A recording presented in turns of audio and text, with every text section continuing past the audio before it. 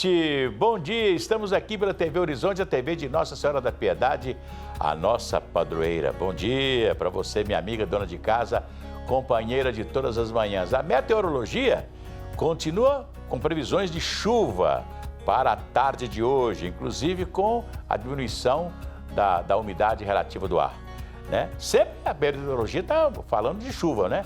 Pode chover em outros lugares, mas em Belo Horizonte a chuva tem passado por cima, né? Fica o tempo fechado e tal, mas ainda não chove, né? Mas né, isso é muito natural nessa época do ano. Todo mundo fala assim, vamos esperar a enchente de São José, que é o dia 19 de março, não é verdade? Quando nós temos que é a chuva de São José, né? No Nordeste se espera a chuva de São José e etc. E Tom Jobim fez, né? São as águas de março, fechando o verão, é alegria para o meu coração. É isso aí. Pois é, olha aqui. Nós estamos agora, depois de um acidente de avião, no último sábado, aqui em Belo Horizonte, no bairro, um avião que caiu, que vinha de Governador Valadares com médico, né? Ele mesmo pilotando. E ele teve problema na hora de descer aqui no aeroporto Carlos Prates. E o avião caiu numa casa lá no Jardim Montanhês. Aí volta o mesmo lenga-lenga de sempre, né? Ah, o aeroporto tem que sair daqui e tal e etc. E segundo o prefeito, agora pela manhã, né? Notícias de Brasília, diz que o ministro da área agora concordou em repassar o aeroporto rapidamente para a Prefeitura de Belo Horizonte. O espaço do aeroporto. Bem, e aonde vamos colocar tudo aquilo que acontece no aeroporto do Carlos Prates. Vocês sabiam que no aeroporto do Carlos Prates tem uma escola de piloto? É, uma escola de piloto, né? E que muitos pilotos que hoje estão aí pilotando Boeing, fazendo viagens internacionais, etc., viagens nacionais, se formaram aqui, né? Aqui na velha escola do aeroporto do Carlos Prates. O aeroporto que começou em 1944. Eu era menino e a gente vinha de vez em quando ver avião. A gente saía no domingo, vamos lá no aeroporto do Carlos Prates ver avião, vamos. A gente saía da Nova Esperança, que é lá perto de Santo André, e vinha a pé, né? Não existia o Caiçara, não existia o Monsenhor Messias, né? Tinha dois campos de futebol ali, chamava o Canto de Minas, né?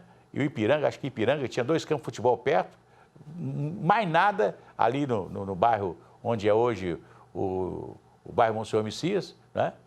E tinha o Carmelo do Monsenhor Messias, que existia há mais tempo, né? O chamado Colégio das Carmelitas, né? E mais nada, né? A Casa das Abelhas, que é embaixo ali perto da Pedro II, já perto do aeroporto, né? E mais nada, né?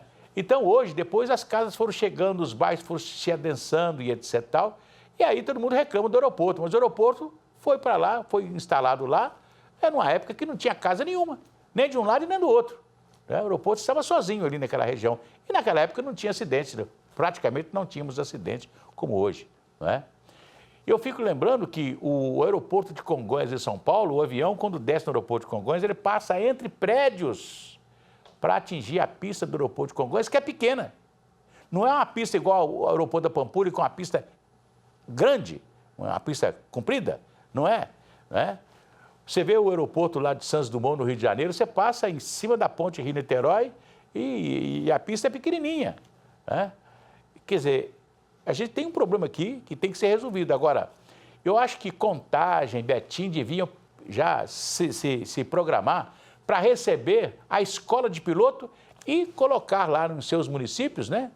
Pode ser Betim ou pode ser Contagem, né? Ou mesmo Ribeirão das Neves, que tem espaço, para colocar um novo aeroporto que pode ser, inclusive, uma opção para Belo Horizonte, não é verdade? Quem sabe, né? A cidade de Contagem ou de Betim, né? Nesse momento, que tem que tirar aqui a escola de piloto, tem que acabar com o aeroporto do Carlos Prates, eles coloquem nas suas cidades um aeroporto inclusive para a escola de piloto.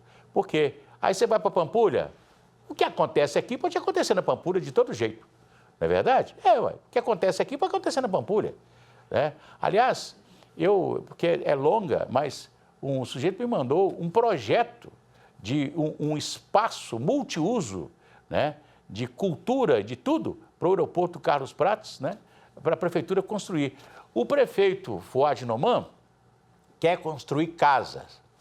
Agora, ele pode construir casa ali, mas não vai resolver o problema habitacional de Belo Horizonte. Se o prefeito tivesse uma proposta, por exemplo, eu vou tirar todos os favelados às margens do anel rodoviário em Belo Horizonte e transferi-los para ali, para um conjunto habitacional. Seria um negócio fantástico, né? Que vai acabar com um problema social grave que nós temos ao longo do anel rodoviário, às margens do anel rodoviário. Não é verdade?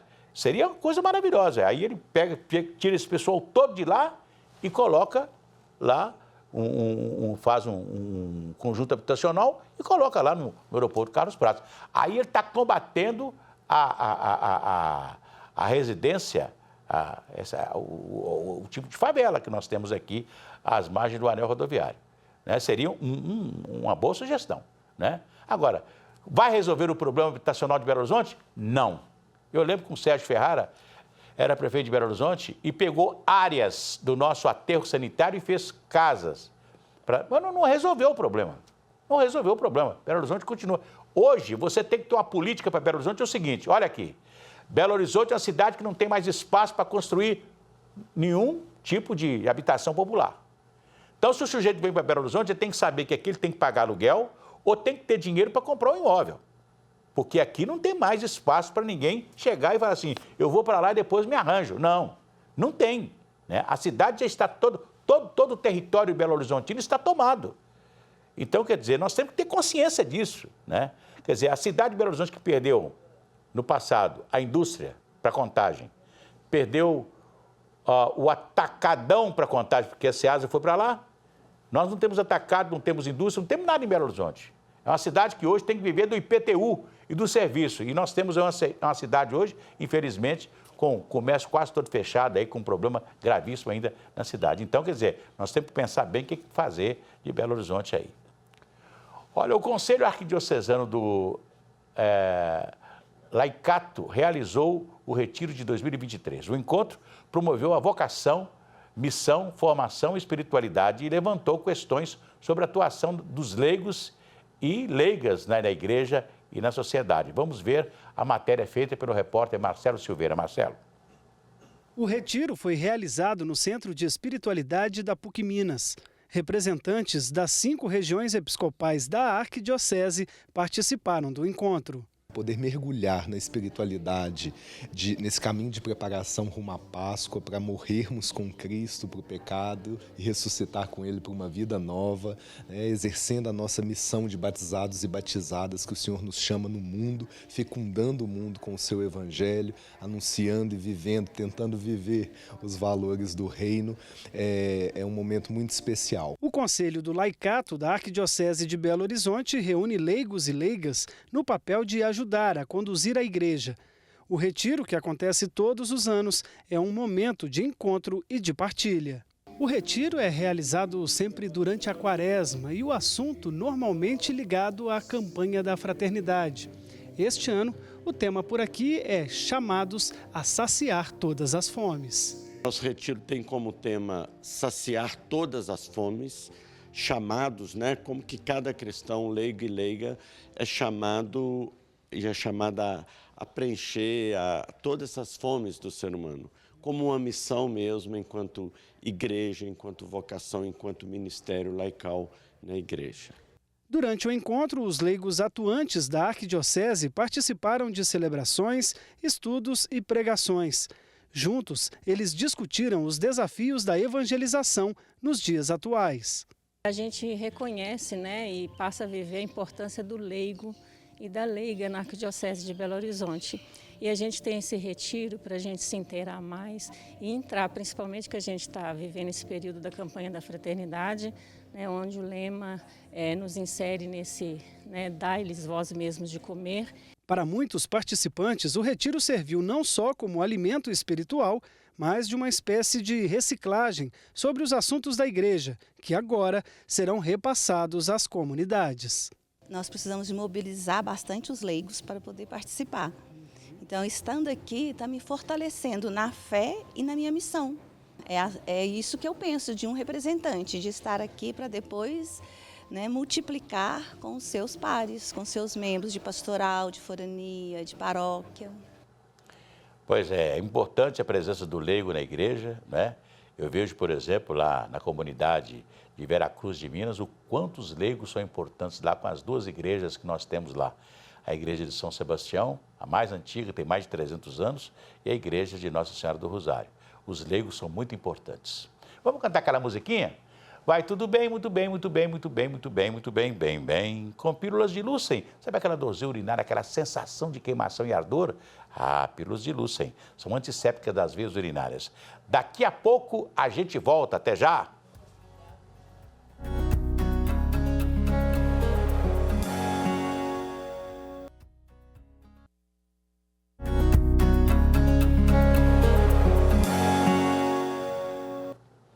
Estamos de volta e agora aqui comigo o jornalista André Cristino, ele que traz para a gente os destaques do Horizonte Notícias, que começa daqui a pouco ao 12h30. O que teremos no jornal hoje, André? Bom dia. Bom dia, Cir. Bom dia a todos ligados na TV Horizonte. Nós vamos começar, Cir, hoje falando sobre o encontro Brasil-Alemanha, que está sendo realizado aqui em Belo Horizonte. Sei. A Alemanha é a principal parceira econômica do Brasil na Europa, a quarta maior parceira no mundo, e aí o Brasil tentando, né, restabelecer o seu protagonismo no cenário mundial, principalmente aí essas relações com os outros países. Então é muito importante este encontro que está sendo sediado aqui em Belo Horizonte. Nós vamos falar também de um projeto da Prefeitura que visa trazer mais segurança para catadores de material reciclável ali na Praça João Pessoa, no bairro Funcionários. Nós vamos conversar com o responsável, o coordenador da Regional Centro-Sul, para explicar como é que funciona esse projeto, né, e o impacto que ele deve trazer para a cidade. Sei. E tem também uma pesquisa do aumento do preço de chocolates e ovos de Páscoa em relação ao ano passado. Assim, o produto está cerca de 40% mais caro. Então, quem for presentear vai ter que fazer uma boa pesquisa, porque o ovo de Páscoa neste ano ficou salgado no bolso, viu, assim? Isso e muito mais daqui a pouquinho, 12h30 no Horizonte Notícias. Irmão. Pois é. Olha, lembrar que você pode fazer o seu ovo de Páscoa na sua casa, sabia?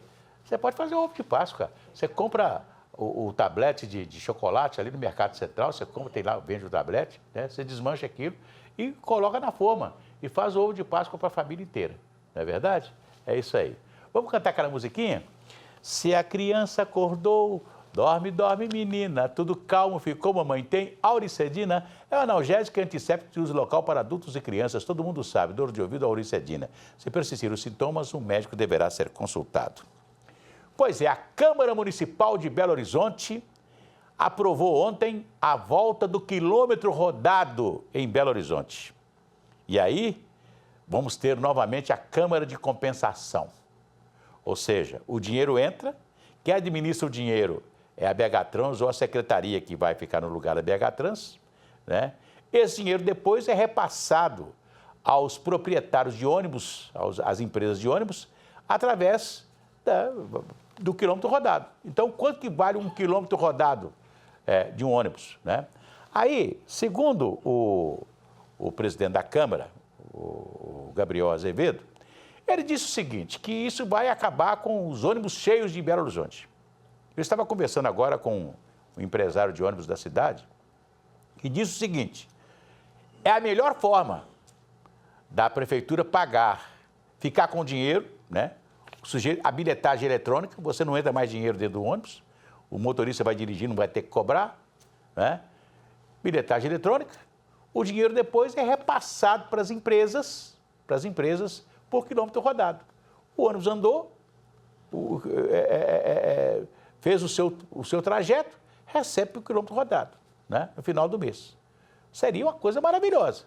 Os empresários do ônibus estão rindo à toa, porque isso é uma maravilha. Agora, lembrar que o ônibus cheio em Belo Horizonte, quem inventou isso foi a própria BH Trans. A BH Trans inventou o ônibus cheio, sabe por que que é? Porque como quilômetro rodado, ela queria que o ônibus estivesse sempre cheio de gente, sempre de passageiros, porque aí o percurso, né, e a viagem vai dar lucro para a BH Trans, né? Você leva mais gente pagando o mesmo quilômetro rodado, né? Já o presidente da Câmara acha que isso vai tirar o ônibus cheio. Não acaba não, porque é uma coisa interessante, né? Você hoje é multado se você estiver dirigindo confortavelmente no centro da cidade a 30, 40 km por hora, sem o cinto de segurança. E o passageiro de ônibus? Você já viu como é que o passageiro de ônibus anda dentro do ônibus? Né? Para lá e para cá, aquele joguete todo, sem... Ali não tem problema nenhum, não. Ali o cara pode entrar. Eu conheço gente que cai dentro do ônibus, né? Machuca, etc. Por causa disso, né? Agora, você é multado porque você está dirigindo confortavelmente, que aqui isso é indústria de multa, né? Se você não tiver com cinto, você vai ter que pagar a multa. Agora, dentro do ônibus, o cara anda de qualquer maneira. Então, tem que pensar muito nisso aí, né? Os empresários gostaram da ideia de se pagar novamente o quilômetro rodado. E foi assim que nós tínhamos o quilômetro rodado em Belo Horizonte. Depois acabaram com o quilômetro rodado, né? Olha, os cistos mamários podem surgir em pessoas de qualquer idade, mas são frequentes na faixa dos 35 anos aos 50. Apesar de não significar um câncer ou maior risco para desenvolver a doença, ao se notar um cisto, é importante buscar assistência médica. Karine sempre manteve os exames preventivos em dia, até que em 2022, durante a análise pré-cirúrgica, descobriu um nódulo no seio após uma mamografia. E aí veio o desespero. Eu olhava para o exame, eu olhava para o médico, por mais que o médico falasse para mim, não, vai dar tudo certo, não tem nada, é um nódulo, mas não vai ter problema nenhum, não tinha jeito. Na minha cabeça eu só pensava que eu iria morrer, que aquilo ali era o fim da minha vida, enfim. E fui procurar, levei o resultado para o meu cirurgião e ele pediu para que eu investigasse melhor. Pediu outros exames, que ele não ia fazer a minha cirurgia enquanto eu não tivesse um diagnóstico daquele nódulo. E aquele nódulo, quando foi feito a mamografia, ele estava um nódulo já bem grande. Depois de mais de um mês de vários exames e consultas com especialistas, a biópsia mostrou que era um nódulo benigno. É desesperador, A gente tem essa incerteza, mas tem uma luz no fim do túnel. A gente tem que acreditar que, enquanto não tiver o diagnóstico final, não significa que esse nódulo que você está com ele é um nódulo maligno. Os cistos mamários são acúmulos de líquidos que podem formar lesões arredondadas de diferentes tamanhos. Apesar do susto de ter um cisto mamário identificado, na maioria dos casos, eles são lesões benignas. Em geral, a gente vai fazer a descoberta de um cisto ou pela palpação, se ele for grande, mas geralmente ele é visto ou na mamografia ou no ultrassom. O que vai diferenciar vai ser a imagem. A imagem de um cisto, ela geralmente é uma imagem que a gente chama de anecoide. O que é isso? É uma imagem que por dentro ela é preta. Já a imagem dos nódulos, ela geralmente é uma imagem hipoecóica, que é uma imagem cinza. Então, a diferenciação vai ser pelos exames de imagem e a confirmação pode ser feita por biópsia. Quando a gente tem uma imagem que a gente não sabe se ela é um nódulo sólido ou um nódulo cístico, a gente pode fazer uma punção. E essa punção vai falar pra gente se vai vir célula ali ou se vai vir líquido. Então, se vier líquido, confirma que é um nódulo líquido, que é um nódulo cístico e que a gente não precisa de fazer mais nada, a gente pode só acompanhar. E geralmente o acompanhamento é feito por exame de imagem, geralmente a gente acompanha por ultrassom. Os cistos mamários podem surgir em qualquer idade, mas são mais comuns na faixa dos 35 aos 50 anos. Por isso, é importante manter um acompanhamento com os exames de rotina. O rastreamento do câncer de mama, ele começa a partir dos 40 anos e ele é feito com a mamografia e em alguns casos a gente complementa com ultrassom. Os nódulos císticos, eles são mais comuns das mulheres a partir de 35 anos e 50 anos e geralmente estão associados no período da perimenopausa. Então, quando vai fazer o rastreamento, a gente pode também identificá-los. Caso o paciente palpe algum nódulo antes dessa idade, que ainda não fez nenhum exame, o ideal é que ela procure um mastologista para ser examinada. Olha, um vídeo que circula nas redes sociais mostra a propaganda de um suposto cigarro eletrônico saudável. Segundo a empresa responsável pela divulgação, o equipamento não contém nicotina e oferece aos humanos concentrados polivitamínicos. O vídeo foi contestado pelas autoridades de saúde, inclusive a Agência Nacional de Vigilância Sanitária. Em um vídeo divulgado nas redes sociais, um suposto cigarro eletrônico sem nicotina e com concentrados polivitamínicos é vendido como um pré-treino para ser usado antes da realização de exercícios físicos. Mas, na verdade, ele pode trazer mais prejuízos para a saúde. É um vapor, o vapor produzido através da emissão de calor através de uma bateria, e isso é inalado. Então, é um calor que é inalado e ali tem diversas substâncias, tem metais e, entre elas, claro, o cigarro eletrônico, falando, né, tem a nicotina. Então, primeiro existe uma propaganda de que é inócuo, que não tem nicotina, que não vicia, mas, na verdade, é o seguinte, a indústria que está vendendo isso, ela quer buscar pessoas que se tornem viciados mesmo. Então, é claro que ela introduz a substância que é aditiva, que provoca a dependência, que no caso é a nicotina, para ela conseguir continuar vendendo para aquela população, se tornarem viciados e continuarem consumidores. Se começam a falar de que substâncias outras colocadas ali como forma de saúde, de vitamina, de estimulantes, né? Então, quer dizer, a gente não tem segurança nenhuma do que está sendo colocado ali dentro. Os cigarros eletrônicos, também conhecidos como vapes, são produtos usados principalmente pelos jovens, pelos seus aromas e sabores variados. Apesar de ser facilmente encontrado, a importação, comercialização e propaganda são proibidas pela Anvisa. São substâncias químicas, inaladas na forma de vapores, daquele mesmo jeito que a fumaça não é fumaça, é um vapor que sai para fora, está entrando também na hora que ele inala aquilo, né? Então, ele chega com temperaturas altas nas vias respiratórias, que é altamente irritativo.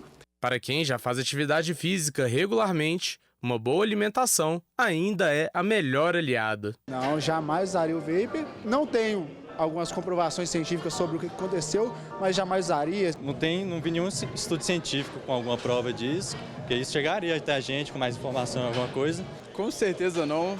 Primeiro porque a gente ainda não sabe quais são os riscos desse mecanismo de uso, né? E segundo que tem outras formas mais saudáveis, mais tradicionais de se usar a vitamina, né, de fazer a reposição. Não usaria.